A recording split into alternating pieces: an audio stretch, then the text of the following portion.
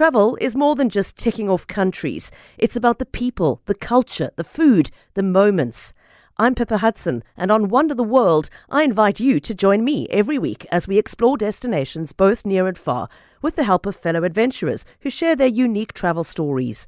Listen to my podcast wherever you get them. Wake up with a bang. Hey, wake up! Anele and the club On 947.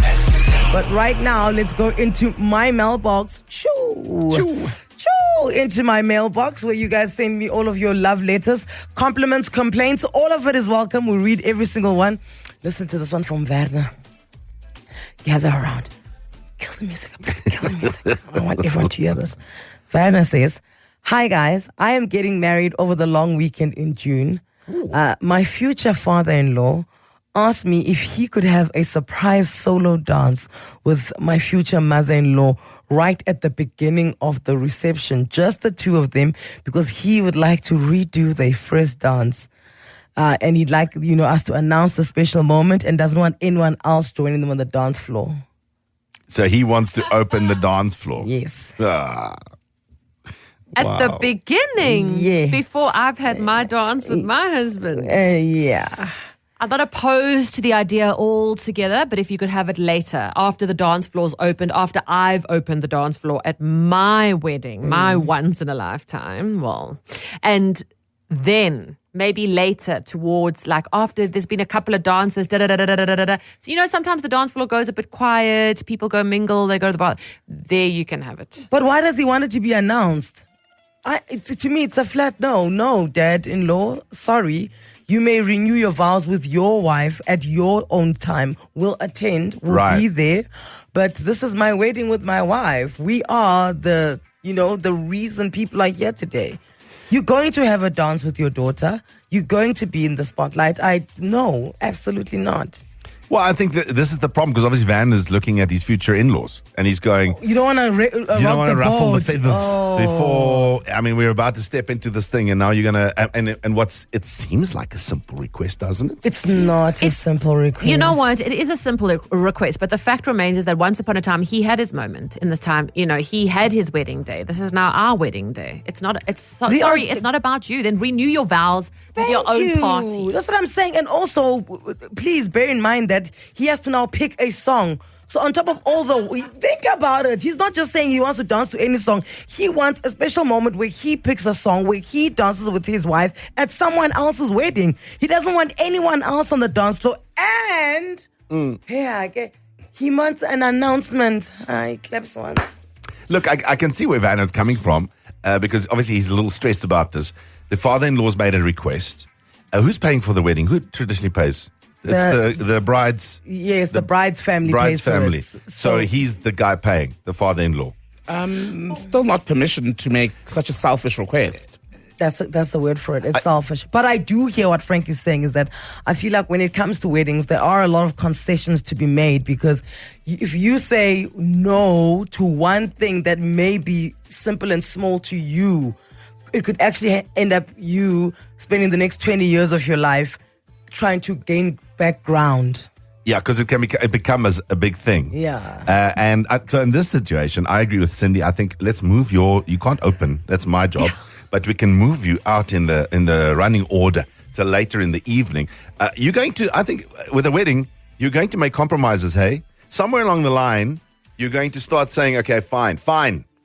Mom, you want a red velvet cake. I wanted a vanilla cake. But actually, is it worth a fight? Is it worth? Because there's so many little things you got to plan for a wedding. Yeah. Oh my word, this is like big time blind spot here now. Yes. Are you ready to make concessions, madam? No, I'm not making You're any up. concessions. No. You're on an episode of Family Feud. Oh, now I want to know. Now I need the warnings. 011-8838-947. What concessions did you make at your wedding? And by concessions, you're like, what does concessions mean? It's like, just, you didn't want it and you just ended up saying yes to make peace. You're just like, Like a compromise. Yeah, there we go. What compromises did you make at your wedding? And down the line, did you regret making those compromises? Great Or question. did it work out for you? Great. Yeah, because you got one coming up, eh? You got a big wedding later in the year. And I know you are very particular about what you like and what you want and et cetera, et cetera. My friend, we'll talk a month beforehand. You'll start just going, whatever, just book that thing, whatever. I don't care. Serve Samp if you Just want serve to. Samp, Dad. Like I wasn't going to serve Samp, but I don't mind. You know, like you'll see, it'll happen.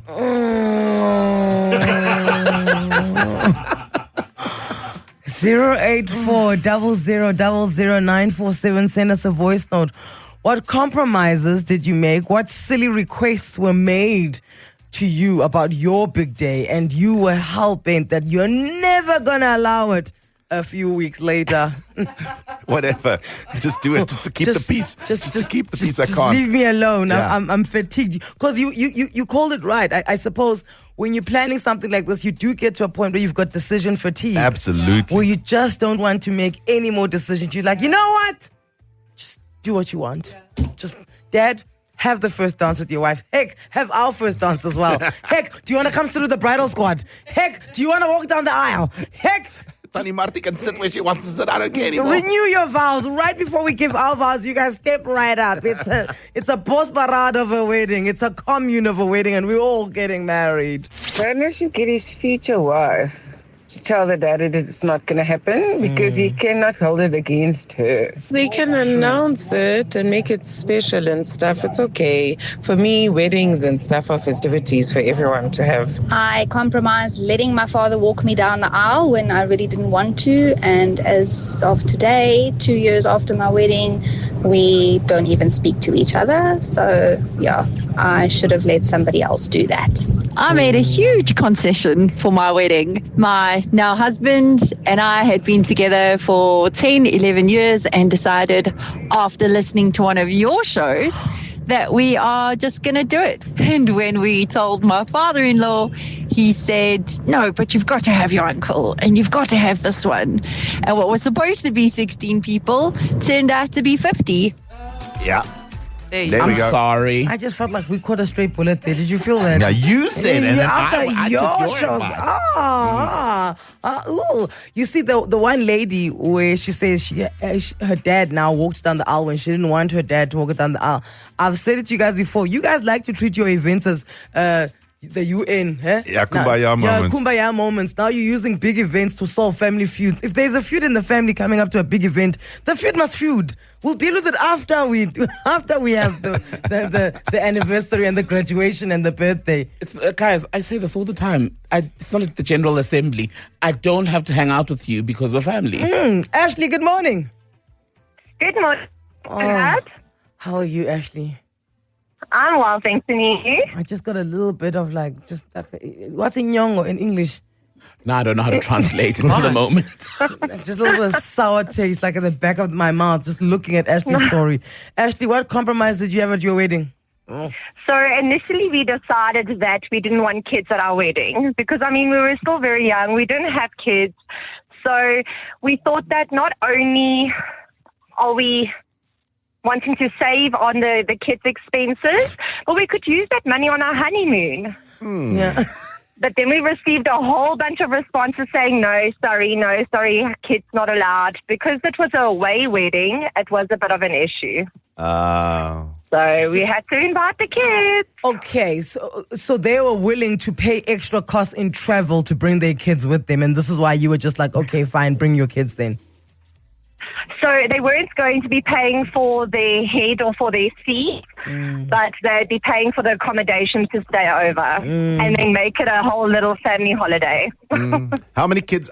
Because first question, how many kids are we talking here? Is it just one family with kids, or were there many of them? No, it was about 20. Oh no! No, babe, it's okay. No. And that money could have gone straight to our honeymoon, but unfortunately, oh no, babe. in order to have the parents there, now your wedding we looks had like to invite the kids. now your wedding looks like a sports day. Yeah. Should have had it at Papacino's. And we had to fork out the money to pay for our wedding. So we paid for our wedding ourselves. We've got a wedding. Yes, we do. Yeah, you got a wedding. How about you? Yes, we do. We've got a wedding, huh? No. Renata, good morning. Good morning, guys. How are you? We're silly, Renata. That's how we are. How are you? Good, thank you. Okay, so what compromises did you have to make peace with for your wedding? Just so things can go smoothly. So there was no compromise. I put my foot down. We got married, and it's the 21st century. We do everything 50-50. My in-laws weren't interested in paying a penny, and then they wanted to have all the say in our wedding, and I said no. Oh. And how's that turned out? That's fine, because I'm not the type of person that's going to take nonsense. I love you already. Okay. If you want a say in our wedding, you need to contribute. Pay a penny. Okay, I like this. Waiting for hire. So, Renata, what's one of the things the in-laws wanted where you were just like, it's a flat no? So they just wanted more input on what was happening, the timing of the wedding, the decor of the wedding, all of that, and it was just no. They wanted to give their creative input to your day, and you said, well, if you're not going to pay, then that's that. Correct. I wonder why that is. I also think it's part of the reason why people want to be, when someone passes away, everyone wants to be like they were the closest person to this person, right? Because I think when you want to give creative input, like pick a color for a bride and groom, what is because at the wedding you want to walk around telling everyone, I picked the color. What is it? Because I don't see, I have never cared as to what other people's colors are. Because it's such a personal choice. It's right? your day. Somebody walk me through it. What's the obsession with? In Renata's case, it's her son. The moms, it's like the parents are saying, you're marrying my son. Yeah. And we want to be part of this journey. Yeah, attend.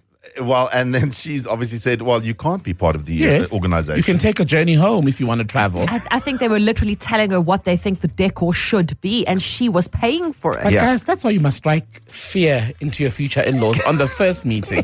They must always know that I'm a little crazy. You don't want none of this. Yeah, no, it's the mother-in-law that's orchestrating this. I promise you, my wedding, I basically had to cancel it because the parents wanted to orchestrate everything without contributing a cent. My late grandmother, we had even meetings to reduce the guest list. My wife is German and her family and friends were quite few. And she had to now entertain people she didn't know. And some of those people in the guest list I didn't know. My ex-sister-in-law got married before I did. My ex-mother-in-law actually wanted me to wear her dress, as well as use the same venue and the same photographer. I mean, it definitely did not happen, but she tried her luck. That's another thing, and we've had this discussion before about this obsession of moms wanting their daughters to wear their wedding dress. Mom, you got married in 1979. Okay, that was your taste. Shoulder puffs, kunku belts, good for you. I'm not going to wear that today. John, good morning. Welcome to Anele in the club. Morning, Anele in the club. How are you? We're great. John, is it a good morning for you? Is it? Yes, it is. Okay, good. Just don't sound it. Okay. What compromises did you have to make at your wedding?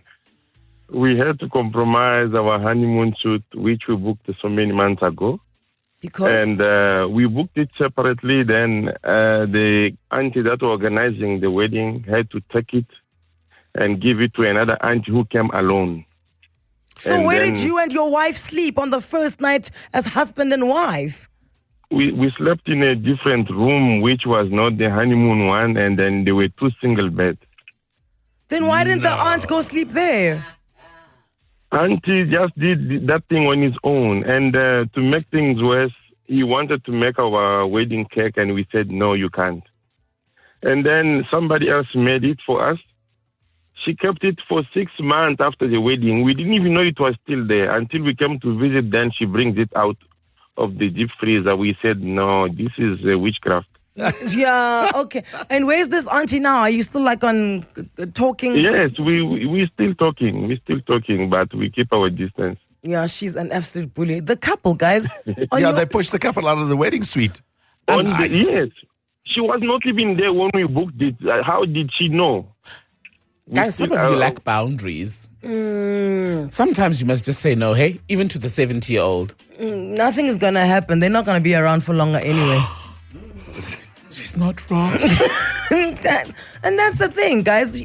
I'm sorry. And if you're listening and you're 75 and you are hell-bent on making decisions for people who are in their 30s, I mean, 75 means that you were 30 once upon a time. Yeah, you know what it's like. You've had your time. Yeah. Step out of the way and let people live their lives. Pauline, good morning.